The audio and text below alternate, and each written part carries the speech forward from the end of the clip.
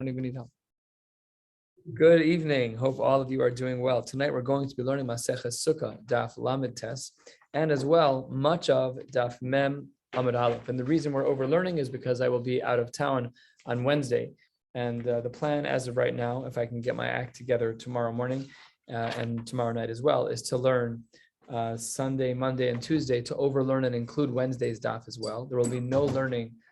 No pre-recording, nothing. There'll be no learning on Wednesday. We will have learned it all already. Mirz Hashem, nothing on Wednesday. And then on Thursday, we'll have a chabura, a Daf Yomi and a chabura at someone's house. I can't remember whose house it's at, but it's at someone's. I'll let you know. That's point number one. So Sunday, Monday, Tuesday, we have shiur and nothing on Wednesday. No shiur at all.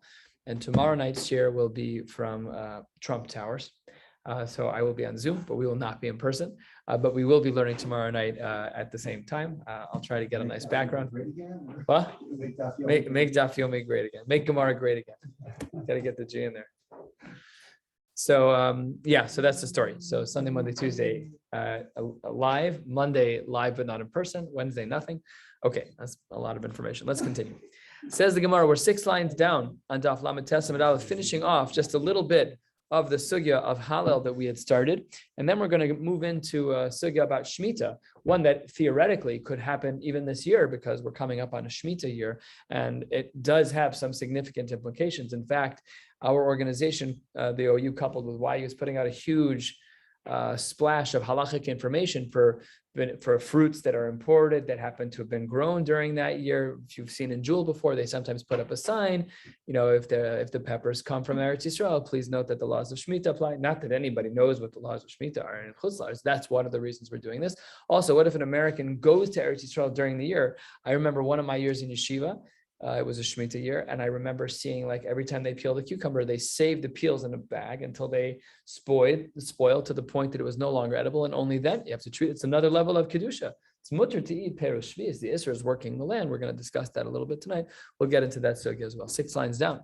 Says the Gemara, Makom shenagu lichbol. We said there were some cases, and of course we hold this way in our davening of Hallel, that people double psukim. So Tana, Rabbi Kofil Badvar, he would repeat some psukim. Rabbi Eliezer ben Parta, Mosif Badvar, he would actually include other things beyond what Rabbi had included in the doubling of psukim. My Mosif, what did he add in regards to the doubling of psukim? Amar Abaye, Mosif lichpol me'odcha ulamata.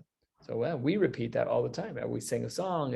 It's great for a song because odcha twice, and then the next one is perfect for any reasonably slow song, but everybody hates the slow. Okay, fine. So that's what the Gemara says, is that's our minhag. It's based on this sheet on the Gemara, Rabbi Elazar ben Parta, is that from odcha until not quite the end of davening, but until Yehalalucha, we actually do double all of those psukim.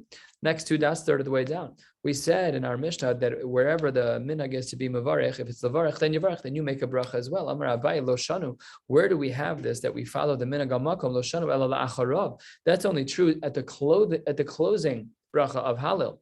Aval lefanav mitzvah lavarech. But when it comes to the bracha itself, it is a mitzvah to be mavarech. Very unique language. Also, mitzvah to be mavarech. The mitzvah is to say Hallel.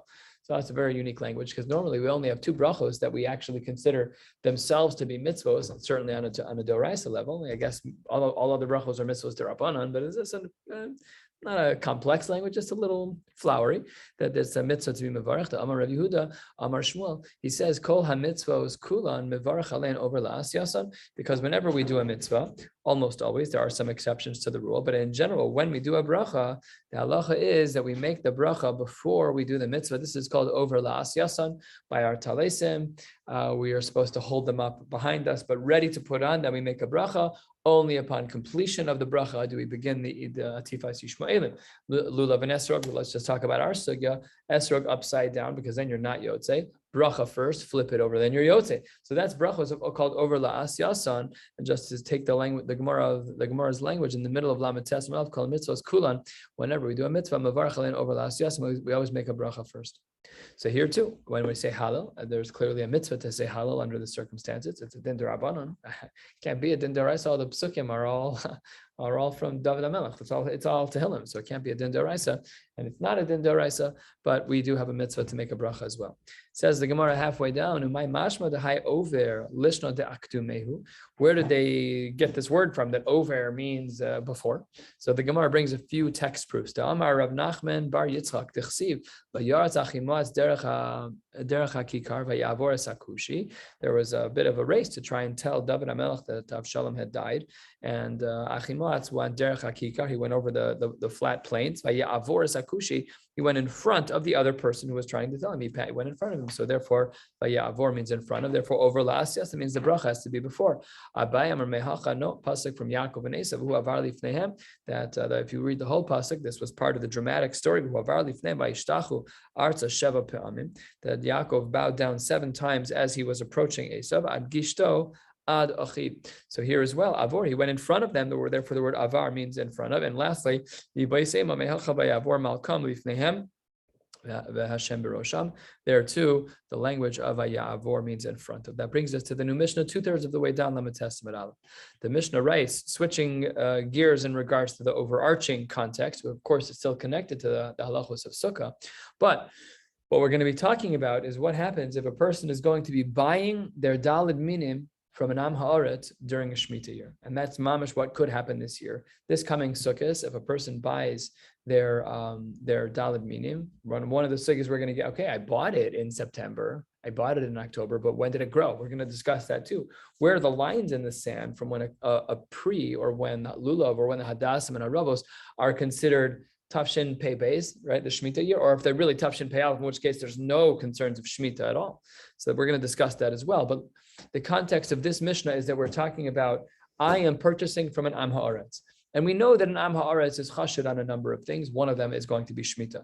Says the Gemara, says the Mishnah, 2/3 of the way down, Lamed Testament Aleph, halokeach lulav mechaver b'shviz. If I'm going to buy a lulav and esrog from my chaver, who's an Am Ha'aretz, and it's a year of Shviz, of Shemitah, no sein lo esrog b'matana. So the way he needs to orchestrate it is that, yes, I'll pay for the lulav. The lulav is considered to have been before the year, right? Tafshin Pei Aleph in a non-Shemitah year. But the esrog has to be given over in a different way. That has to be given over b'matana. Lefi she'ein reshai lelokcho b'shviz. You're not allowed to give that money over to an Am Ha'aretz during Shviz. We'll see why in the Gemara.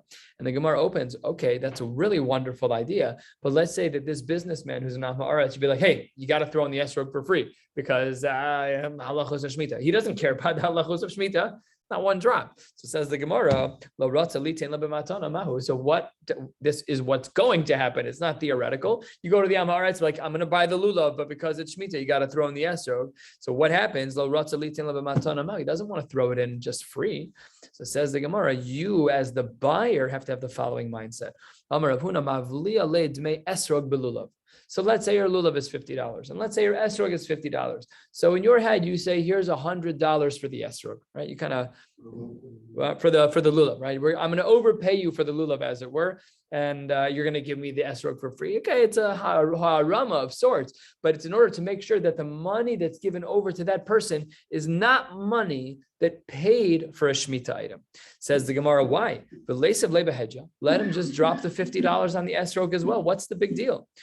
So here we get into the meat of this discussion. Lefi she'ein moserin dmei peiros shvius lam haaretz. We do not give over money in value form to pay for fruits of shvius. Titania, the Brisa writes 4 lines from the bottom on Lamed Tes. Ein mosrin dmei peiros shvius lam haaretz yoser mimazon shalosh seudos.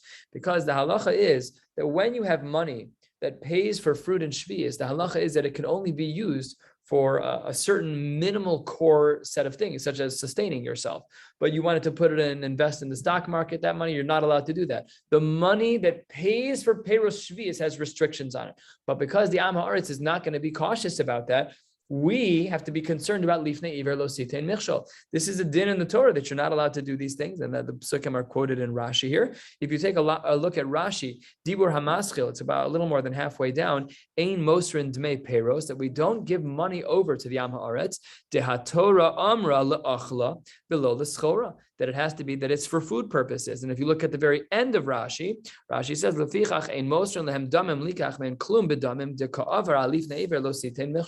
because if I'm going to give him money for that esrog, and he then will break the halacha, so I'm the one who gave him the money. And that money was the recipient. We flipped it. He gave me the esrog, right? And then now he has money that was for shvis, but he's not frum.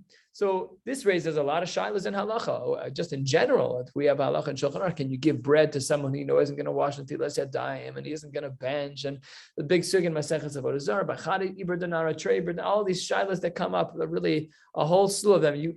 There's a shilah in poskim in the Pischei Tshuva. Can you give an egg to a goy because it might be Ever Min HaChai by a goy? It's a shilah in poskim. It's a fascinating shilah. I asked the shilah to a bunch of poskim. It's really not so simple. You have someone in your house who's not Jewish, and you would say, you can use my fridge, you can take whatever you want out of your fridge. And they take out of your fridge eggs and they scramble them. So if by them it's Ever Min HaChai, by Yid we have a pasuk that's a matir, right? No problem. But by a goy, there's no pasuk that's a matir. So if they eat the eggs, did you violate lifnei iver lo sitein milch? There's so many shilas that come up about lifnei iver. So we should just be super cognizant in general, especially in Elul. Are we doing things that might trip up other people? Parenthetically, there's a shaila in the Rishonim. Do you violate the Isser of Lifnei Iver Lo Sitein Michshol if you actually put a stumbling block in front of a blind person?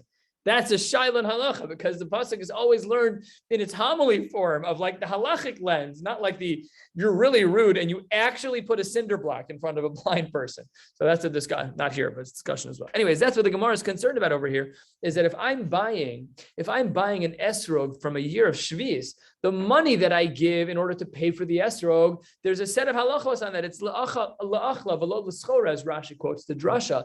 And because of that, I'm not allowed to give it to him. So I have a ha'arama in my head. I'm paying you double for the lulav, and the esrog is just coming along. It's a throw-in. Okay, it's a loophole. So says the Gemara, this is still part of the brisa. What if you made him an error and you still gave it to him? Then we add another layer of loophole. Then Yomar, he says in his head, this money that I gave him,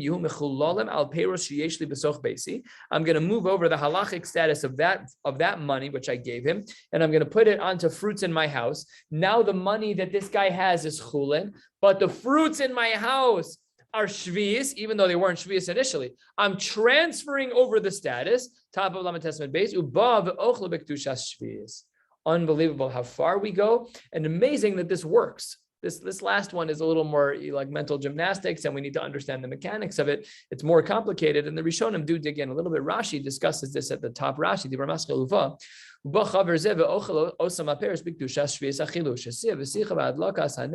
can use it in all the right ways. All of that is considered appropriate behavior. But this, in fact, does work. Now, the Gemara says on the top of Lamed Testament base, when do we say what? I could have said 10 things because we've learned 10 things in the last 3 minutes. So it says the Gemara, when would I have said what? Rashi says, the Mazon Gimel Seudos, that we give the Am Haaretz money that is only in total up to 3 meals, right? Because we assume that's going to be la'achila v'lo l'schora. That wouldn't be the lifnei iver challenge. No problem. Where do we get this from? That's belokech min ha'mufkar. That's when he's buying something from the Am Haaretz that came from a field that was hefker. Oh, fine. Aval belokech min ha'meshumar. But if he took things from a field that was guarded, then afilu bekechatzi isara. So then even the smallest amount, one should not give him any money whatsoever. That's not allowed. Third line, the Gemara says, hold on 1 second. You said the maximum amount that we're allowed to give, that low bar of 3 seudos when it's min hamufkar, when the Am Haaretz took his produce from a field that was not watched. It's min hamufkar. You can give him 3 meals. Masi Rav Sheshes umin hamufkar gimel sudos v'sulo. That doesn't sound right. I have a brayso reminhi. This always, of course, means a contradiction in Tanaic sources. Hapagim, v'hayarbuzim, v'hashitim, v'chalagloges, v'hakuzbar shebehoren, v'hakarpas shebenaharos, v'hagargir shel afar. All of these different types of things. And I have no idea what most of these are, but I'll read them to you in the English. So the English that I have here is you're talking about rue and sorrel and asparagus and purslane and mountain coriander and rivercress and meadow rocket. All of these things are low level types of herbs and growths. So says the Gemara, in all of those cases, p'turim mina meiser. None of them have any chiyuv in meiser. They're effectively weeds. Right? They're effectively they're just not valuable types of things upon which we give meiser. And then keywords for us, the nikhin, you can purchase them, mikol adam b'shvis, you can buy them from anyone during a Shemitah year, because they're hefker. Wait a second. If they're not hefker, okay, that was a feature we saw. But where's the shiur of 3 meals? We don't see a limitation of 3 meals here. And we know that it's not min hanishmar. We know that it's not being protected because the Brisa says so explicitly. So what implies from here is that while in the beginning of this sugya, you said that all that we can do, the maximum amount that we are allowed to give an am haaretz is up to 3 seudos, here we see no limitations at all. And we know that it's from hefker, kasha. So the Gemara says, the kasha is that you could give any huge amount of these. If it's from mina mufkar, yeah. If it's coming from a field that's hefker, that's correct. Because this brisa over here says the nikhin mikol adam, that's even in a ham haaretz bishvis during shemitah levishain kayotze bohen nishmar. These things are unprotected foods, so they're. It seems that if it's not nishmar, there's no shiur whatsoever. There's no concern of lifnei iver. Correct. Seemingly, there's no halachic issue at all. It appears that this din deoraisa of la'achla v'lo l'schora, the drasha we saw in Rashi in the previous Amud, just dissolves when the food is mina mufkar. That's what's implied from the Gemara and what the Gemara is bothered by. But the Gemara returns back to where we are with a nukimta, a 1/3 of the way down Lamed Testament days, and says, "Hu mosev la v'hu mefarek la." He's the one who asked it, and he's the one who answers it. Namely, Rav Sheshes from the 3rd line. He asked the question and he answers it. I'm sorry, I skipped some words. Just the answer. Bichdei man shana. We're talking about the types of things that are going to sustain him, namely the same shiur. It's 3 sudas. The Brisa left it out, but it meant that. V'chein amar Rabba bar Chanan Rav Yochanan bichdei man shanu. Okay, so the Gemara says really it's the same thing. So we've reenacted our limitation, and it is halacha l'maisa. It is halacha l'maisa that if we were to buy this year in a Shemitah cycle, we knew a goy, not a goy, we knew an am haaretz, and he owned an esrog, and you wanted to buy it from him, and it's a Shemitah year. It's a big problem. You're not allowed to buy it from him directly because, in turn, you will have violated lifnei iver lo sitein michshol. Because if in fact he uses that money for schora, well, the drasha said that it's only la'achla below the schora. So then you have violated the isur deraisa lifnei iver lo sitein michshol. You can only give him a maximum of 3 sudos. Okay, well, how does it work? Is it above the actual cost? Like, is it profit margin of 3 sudos? L'chora, you had to pay for the actual esrog. So let's say he paid $40 for the esrog, and you paid $60 for the esrog. I hope that's the only markup. And he's a beneficiary of $20, and 3 meals is $25. You're good to go. Well, let's say 3 meals is $10. So then you've definitely violated halacha. That's absolutely true. Okay, then says the Gemara, you want to say that the word bichdei man shanu that is talking about sustenance. My mashma dahay man lishna dimizonehu. How do we know that man is a language of mazon? Very strange question, considering we have like Parshas Haman, and we know that the Jews were sustained by man. Even stranger, the Gemara doesn't answer with that. The Gemara says, "Dichsiv vayman lahem hamelech," and this is a pasuk from Daniel. Why didn't we use a pasuk in Chumash? Because the Rishonim have to play around with that. Maybe later Meforshim. Seems a little strange to me. We're asking about man as to how it says. What? Is man really food? It's sustenance. Is that, you think it's the same shorish? Man from mud? Why not? I mean, whatever. I didn't even. Because it's like manhu. They called it man. Correct. Manhu. What is this? Correct. But it's still sustenance from those psukim. Yeah. Wouldn't you have expected that? That you would have expected the psukim and the chumash when the Jews were in the midbar. Because it came from the shorish of manhu. Right. But it was food, l'maisa. It certainly filled them. Right. I'm just surprised it's a pasuk in Daniel. It's just me talking. I don't have an answer. I'm just like raising a yellow flag, a light yellow flag. It's not a big question. I'm just, it's a little strange to me. Okay, anyways, the word man does have its roots by man hamamelech, that he sustained them. Now, the Gemara is going to go back to where we started. And the Gemara is going to ask the following question on our Mishnah. In our Mishnah, we said it seems to be that there's no problem with the lulav, right? In fact, even more, we said that if there were to have been a concern about the esrog, it might have been from Shvius, then what we do is we do a ha'arama and we put all the money down on the lulav and nothing on the esrog. Says the Gemara, Ihachi lulav nami. Wait a second. If the esrog is Shvius, why isn't the lulav Shvius? Why are you allowed to buy it at all from an am haaretz? Either of them. Says the Gemara, no, lulav bar shishis hanichnas l'shvis. Most of the lulav grew during the Tafshin Pei Aleph, during the non-Shemitah year, and as Rosh Hashanah came around, right after, they cut it. Then the Lakita was at that point. That's when they cut it, but it's really a last year produce. Says the Gemara. I could have argued the same thing. It takes a long time for an esrog to grow. Esrog nami bas shishis hanichneses l'shvisi. I should have said manafshach, as we would say in the learning world. However you're going to look at the esrog, you look at the lulav. And however you're going to look at the lulav, you should look at the esrog. But you can't say that the lulav is not a bar shmita and the esrog is a bar shmita to the point that you can't give an am haaretz money. That doesn't make sense.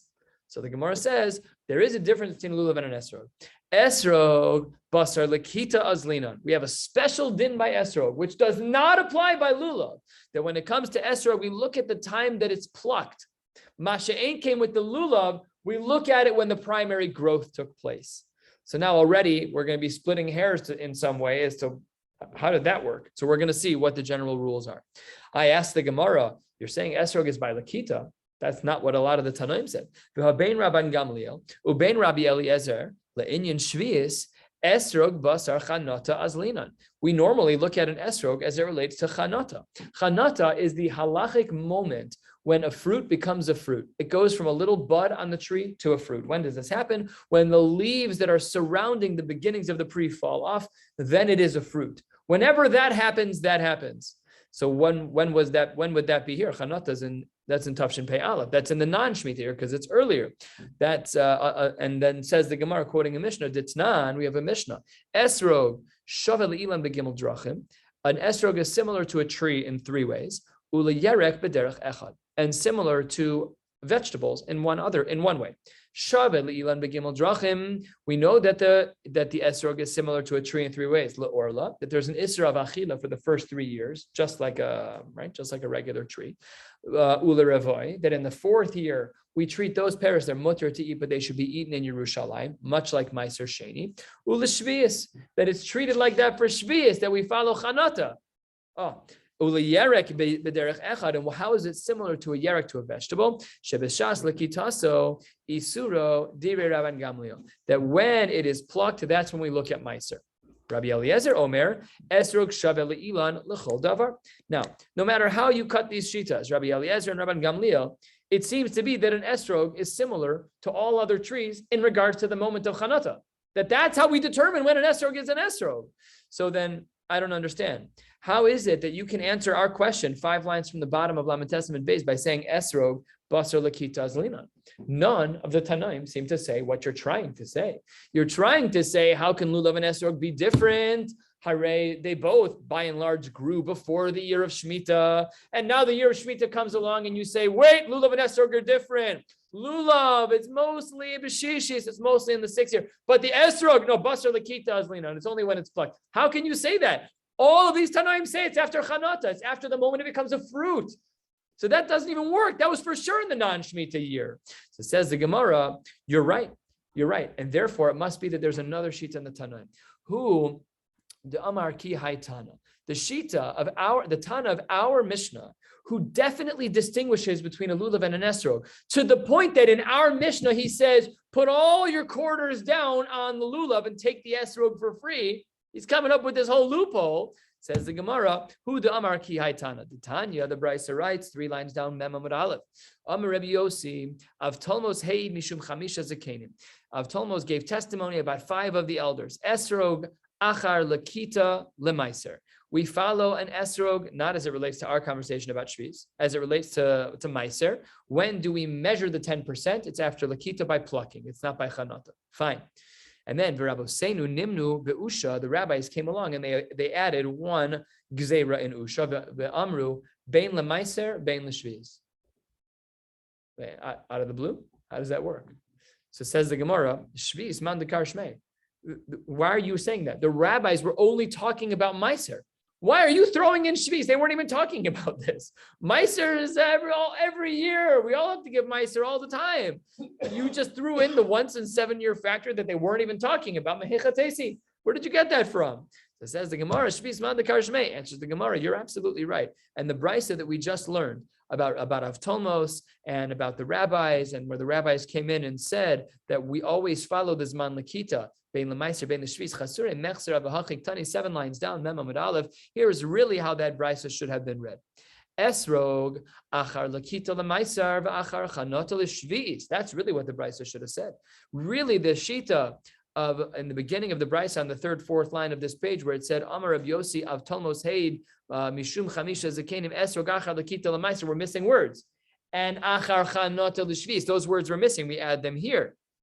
And then on that, because the rabbis not only included Lemaiser, but they then said V'achar Chanota L'Shvis, then V'Rabosenu Nimnu Be'usha V'Amru Esrog Basar Lakita Bein Lemaiser Bein L'Shvis. So our Mishnah, which does distinguish between the moment in which something becomes part of the year of Shvis and not, Lulav is pre-7th year because it mostly grew in the 6th, and the Esrog is in the 7th year. It's Shemitah because it was plucked in the 6th. Mehechatesi. The answer is it's a sheet of the Rabbanan who hold quarter of the way down on Mem Amud Aleph, Basar Lakita, Bein Lemaiser, Bein L'Shvis. And now we have the Shita of our Mishnah. So there really is a seemingly large machlokes in the Tanaim between the Tana of our Mishnah and this Brisa, and the Brisa at the very bottom of Lamed Tes, where both Rabbi Gamliel and Rabbi Eliezer seem to say, no, it's only after the Shas Chanota. It's only after the time that the fruit is established. So now we have our machlokes. There's 2 Tanaim on each side, it seems. And then the Gemara says a diuk. We're 1/3 of the way down, just about 1/3 of the way down on Mem Amud Aleph. We're going to be going another 8, 9, 10 lines or so, and then we'll stop. Says the Gemara, what you said about our lulav might be true, but it raises a question. Taima the lulav bar shishis hanichnas l'shvisu. The reason why the lulav is not actually shvis is because primarily it grew during the 6th year and happened to bridge over into the 7th year, but we look at Chanota. What's the diuk? The diuk is hadashvis kadosh. It implies that if the lulav that you purchased was, let's say, fully grown during a year of Shemitah and cut, so there's no suffix of bridging from a non-Shemitah, the implication of the Gemara is that if you buy a lulav, it should be just as problematic as the esrog of our Mishnah, in which case it incurs the isser deoraisa of lif neighbor losit and michshol of buying a lulav from an am haaretz if the leftover monies for him are 3 meals plus. That's the implication. But says the Gemara, that doesn't work on mine. Why would we ever say, you've left room for the inference. Why would your inference that had a lulav been fully grown during a shas shmita, during a shna shmita, that it should be considered kadosh, that it has the kedusha of shmita? After all, eitzim be'almahu, ve'eitzim ein bohem mishum kedusha shvius. Wood never is subject to the rules of shvius. What happens to a lulav if you never cut it? It becomes part of the tree over time. It hardens. We learned about this. Remember, we were discussing how do we know that what does the pasuk mean when it says pri etadar kapos mar? So we were talking about, it could be this part. Maybe it's the vines. Maybe it's the hard angled paneling that comes off the sides of the palm tree. We know that the lulav is going to turn into wood if we don't cut it. So says the Gemara, you're saying that there's a kedusha shvius. That's the diuk that we make. It's not kedusha shvius. Wood doesn't have kedusha shvius ever. Says the Gemara, the Tanya, we have a brisa. What does the brisa say? Ale kinim ve'ale gefanim. You have little pieces of wood. Shegivavan lechova. You've saved them up for storage. Al pnei hasadeh, and you've got them on the field. So, likdan le'achila. If what you've collected is edible, then of course yesh bahen mishum kedusha shvius. Then of course it would be subject to the general halachos of shvius. However, says the Gemara, and this is us, if it likdan le'eitzim. What if all that you did was collect this for wood? Ein bahem mishum kedusha shvius! Exclamation point. The diuk that you left was that a lulav in the 6th year isn't problematic, but in the 7th it is problematic. That's not correct, because we have a brisa that says that when wood is saved for the sake of wood, there's no din of kedusha shvius. So then how can you say that a lulav would ever have kedusha shvius? Great question. The Gemara halfway down answers, shiny hasam. Nope, you are incorrect. And the reason is as follows. The pasuk says that for you it is edible. Lachem dumya de le'achila. It has to be similar to achila. What does that mean? So it says the Gemara halfway down, Mem Amud Aleph. This is a little nuanced. Misha hana aso uvi uro shaveh. when a person's usage of and the destruction of that item is the same. So let's say I'm eating food that I like. As I'm eating it, I get hana and the food gets destroyed at the same time as I chew it. Okay, very good. So that's what the pasuk is talking about in Chumash. Yatsu eitzim, but regular wood, shana asan acharei biuran, where the burning of the wood, that's the beginning. That's step one. The biur and the hana are separated.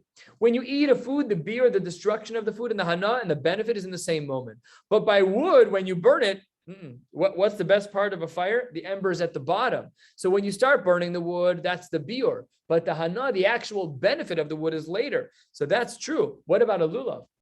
What was a lulav typically used for outside of the halachic realm? It was used as a broom.